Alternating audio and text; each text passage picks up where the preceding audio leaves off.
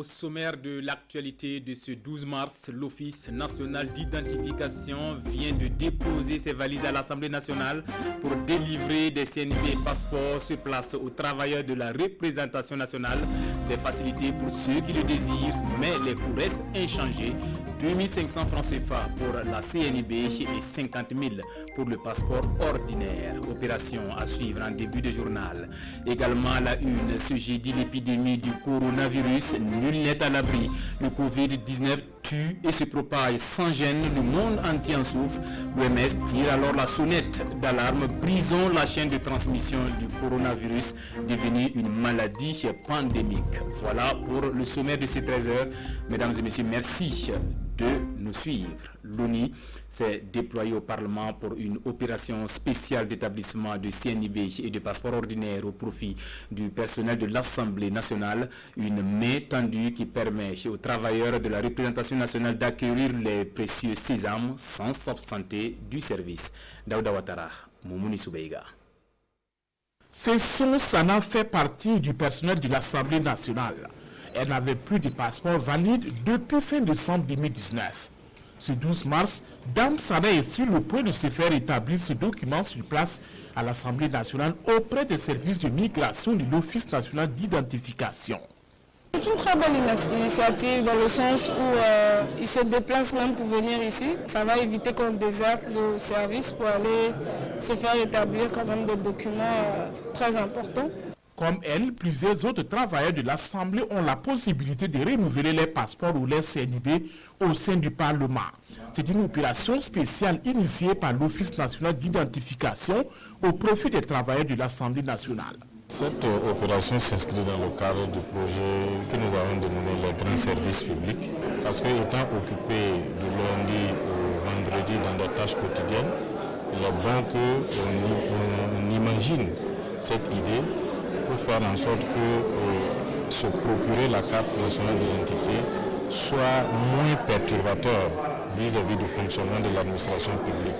Une initiative que la haute hiérarchie du Parlement burkinabé accueille à bras ouverts. C'est une idée très géniale d'aller vers les bénéficiaires. Donc, au nom de son Excellence, Monsieur le Président de l'Assemblée nationale, je voudrais traduire à l'ONU, à son directeur général, toute notre gratitude, les remerciements de notre peuple et l'encourager dans tous les efforts quotidiens qu'il est en train de faire. Après l'Assemblée nationale, Aristide Béré et ses hommes envisagent des opérations similaires au profit d'autres administrations publiques. Pour ces opérations spéciales, les coûts restent inchangés. 2500 francs pour les CNIB et 50 000 francs pour les passeports ordinaires. Dans le registre politique pour les élections de novembre 2020, le MPP sait compter sur l'électorat du Oué à l'issue de la formation des responsables provinciaux. Sa vision et stratégie de mobilisation expliquée à la base, le bureau politique national du Mouvement du Peuple pour le Progrès dit ménager sa monture pour aller plus loin. Karim Sissé. Des membres du Haut Conseil du MPP, Mouvement du Peuple pour le Progrès, face aux responsables des structures provinciales du Parti du Soleil Levant dans le Oué. Une rencontre qui a permis d'outiller les responsables des structures provinciales sur un certain nombre de thématiques. Des thématiques qui ont un rapport direct avec leur parti, sa vision ainsi que son fonctionnement. Quand on fait un choix politique, c'est qu'on a opté pour une vision, on a opté pour une idéologie. Il faut que les militants s'imbibent de cette idéologie. Il s'agit de la social-démocratie. On s'est entretenu avec eux sur ce que c'est que la social-démocratie. Et le militant doit réagir comment, quelles sont ses attitudes, quel est le militantisme en tant que social-démocrate. À cette rencontre de Bobo Dioulasso, les participants ont aussi échangé autour du processus électoral et les défis à relever pour mieux réussir les échéances électorales à venir. Vous savez qu'au Bobo ici, il y a beaucoup de militants qui sont découragés. Il faut ça souvent pour donner en tout cas une force partie au niveau provincial ici. Les différents participants à cette rencontre de Bobo Dioulasso sont chargés de restituer les informations reçues ici aux militants à la base une fois de retour dans leurs localités respectives. De l'agroécologie au Burkina, c'est le souhait du ministère en charge de l'agriculture. Il en parlait hier aux acteurs à qui l'on demande désormais d'exercer l'activité agricole sans perturber le fonctionnement de l'écosystème. L'idée, c'est de produire tout en conservant les ressources naturelles. Ali Doubadini, Ernest Kamiré. L'agroécologie, c'est faire de l'agriculture sans perturber le fonctionnement des écosystèmes de façon à bénéficier des produits de cette agriculture et des services environnementaux tout en conservant ses ressources pour les générations actuelles et futures. Bien que prometteuse et reconnue comme un puissant levier pour l'agriculture durable, force est de constater que les approches pour faire de l'agroécologie diffèrent d'un acteur à un autre, d'où la nécessité d'un dialogue inclusif et permanent pour une meilleure compréhension du concept. Il est important de réunir les acteurs pour avoir vraiment le socle des pratiques qui vont être utilisées. Mais deuxièmement, il y a le fait aussi que les pratiques agroécologiques sont très diversifiées, très variées. Elles s'adaptent au contexte, elles s'adaptent aux conditions des producteurs, elles s'adaptent aussi aux conditions du climat. Donc il était important de partager les différentes expériences et de voir qu'est-ce qui peut être ajouté pour consolider les pratiques diversifiées qui, pour l'essentiel, s'appuient sur les pratiques traditionnelles que nos parents avaient. Maintenant, il faut y inculquer des approches nouvelles compte tenu des changements climatiques de façon à ce que ces pratiques soient solides et répondent aux besoins d'autosuffisance et de conservation de l'environnement. En l'absence donc d'un cadre institutionnel d'orientation et de coordination des actions au niveau national, le ministère de l'Agriculture, à travers le projet d'appui à la transition écologique, ouvre le dialogue entre acteurs pour mieux capitaliser et pérenniser les acquis en la matière au Burkina. Et quand le sexe divise, triste réalité dans certaines contrées où le petit garçon continue de toiser la jeune fille pour briser ce plafond de verre. Hier, le PNUD a commémoré la Journée internationale de la femme sous le signe de la génération égalité. Une tribune pour un dialogue franc entre jeunes et adultes sur l'égalité des sexes et les droits de la femme. Roger Kam, Vincent Kendribiogo. Jeunes et adultes, femmes et hommes réunis pour discuter des droits de la femme et de l'égalité des sexes. Nous sommes à l'ouverture des débats intergénérationnels voulus par le PNUD, le Programme des Nations Unies pour le développement. À travers ces dialogues, à travers cet espace qui est offert à la jeunesse, de partager, de réfléchir ensemble sur cette notion d'égalité, qu'est-ce que cela signifie pour nous. De nous mobiliser, de mobiliser tous, pour que et les jeunes et les femmes participent comme il se doit de manière égale à relever les défis du développement, défis de la paix, défis sociaux auxquels le pays est confronté. Le ministère en charge de la femme participe à cette rencontre et pour la représentante de la ministre, le sujet en discussion interpelle tous sur la nécessité de cette égalité des sexes dans le processus de développement durable qui se veut inclusif. Cette promotion de l'égalité des sexes induit des changements profonds au niveau de la société. Donc des changements qui peuvent se percevoir dans tous les domaines de la vie. Et quand on parle de domaine de la vie, on peut relever les changements au niveau législatif, au-delà du législatif, au niveau de la concrétisation des droits de la femme, en matière de santé, en matière d'éducation, en matière économique, à tous les domaines. Cette activité entre dans le cadre du 8 mars, la Journée internationale de la femme que la communauté internationale a célébrée cette année sous le thème « Je suis une génération d'égalité, levons-nous pour les droits de la femme ». Entrepreneuriat féminin, civisme, santé sexuelle et reproductive, des modules concoctés par l'aumônerie des lycées et collèges de la paroisse de Coupéla avec le soutien de l'OCADES pour amener la jeune fille, femme et mère de demain à s'assumer pleinement le moment venu. C'est à la faveur de leur deuxième forum dédié à la jeune fille. Konsun Koulibaly, Tanga Robert Kafando. Venues des lycées et collèges du Kouritenga et du Gazurgou, elles sont environ 300 filles à ce forum de la jeune fille à Coupéla. Pendant 2 jours, les participants échangeront sur le civisme, la communication non violente, l'entrepreneuriat féminin et la santé sexuelle et reproductive. Les parents n'arrivent pas souvent à être là pour écouter les enfants et les enfants eux aussi n'arrivent pas véritablement à s'ouvrir devant leurs propres parents.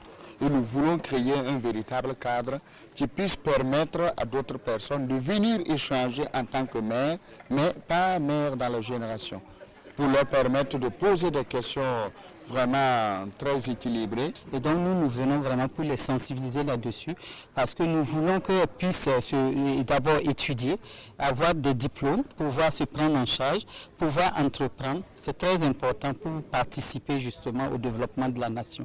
Le Forum de la jeune fille bénéficie du soutien du FAFPA, le Fonds d'appui à la formation professionnelle et à l'apprentissage, qui envisage des formations sur le secteur porteur à cette rencontre. En tant que structure de financement de la formation professionnelle, nous verrons avec elle et avec les responsables de l'Omonoli quels sont les thèmes et sur quel métier porteur nous allons élaborer des projets de formation que nous financerons au profit des jeunes filles.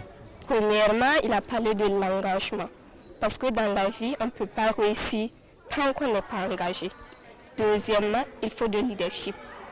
Troisièmement, la détermination. Toute chose, il faut la détermination. Voilà, donc j'ai beaucoup apprécié. J'ai appris encore beaucoup de choses que je ne connaissais pas dans cette soirée.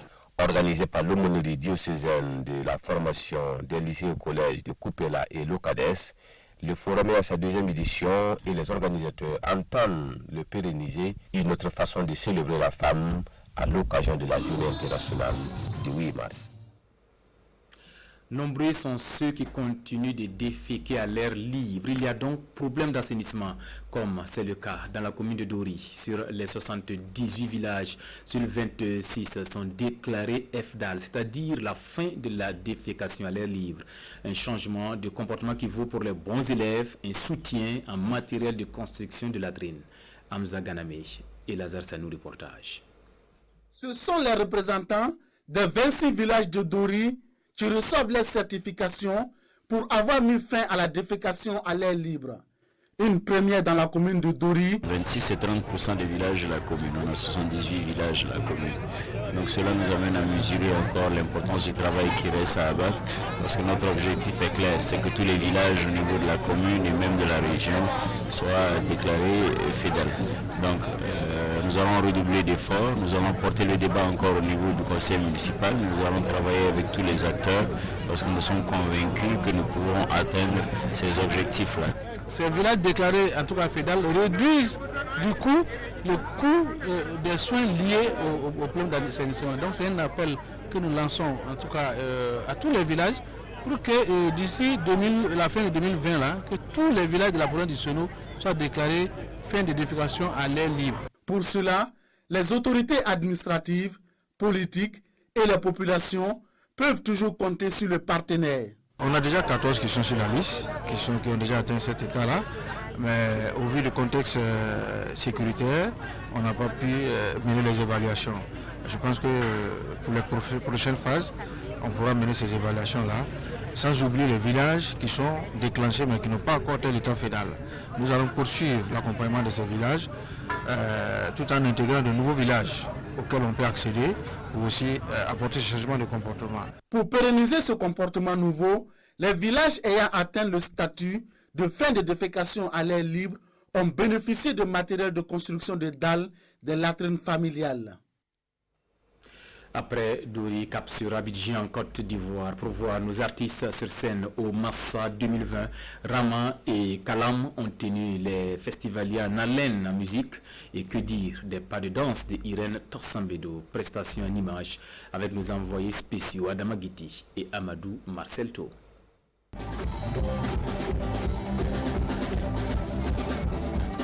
Les artistes burkinabés au Massa 2020 font de leur talent une marque une fois sur scène. Dans son registre mandingue, la bobolaise Ramangoni et les festivaliers ont communié.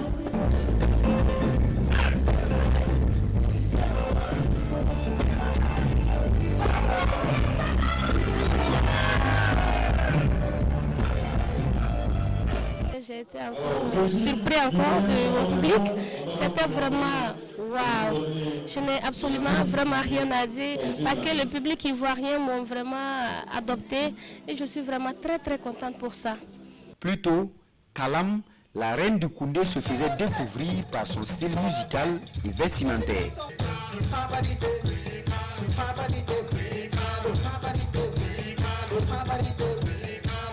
Je suis contente de jouer notre musique ici, musique burkinabé ici, ça marche quoi. C'est les gens ont aimé, ils ont dansé et c'est ce qu'on veut.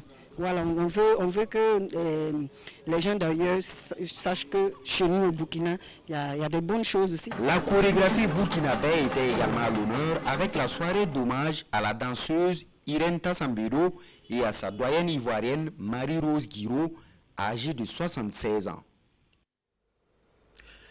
À l'international, le Covid-19, c'est plus de 110 000 personnes contaminées, des milliers de morts et le virus continue de s'aimer la panique. L'épidémie du coronavirus est désormais considérée par l'OMS comme une pandémie et il faut, coûte que coûte, briser la chaîne de transmission. Suivons. Plus de 100 000 personnes contaminées depuis décembre, un virus qui touche toujours plus de monde. L'épidémie de coronavirus est désormais qualifiée de pandémie par l'Organisation mondiale de la santé. Le directeur général de l'OMS tenait ce mercredi une conférence de presse à Genève. Dans les jours et les semaines à venir, nous nous attendons à voir le nombre de cas, le nombre de décès et le nombre de pays touchés augmenter.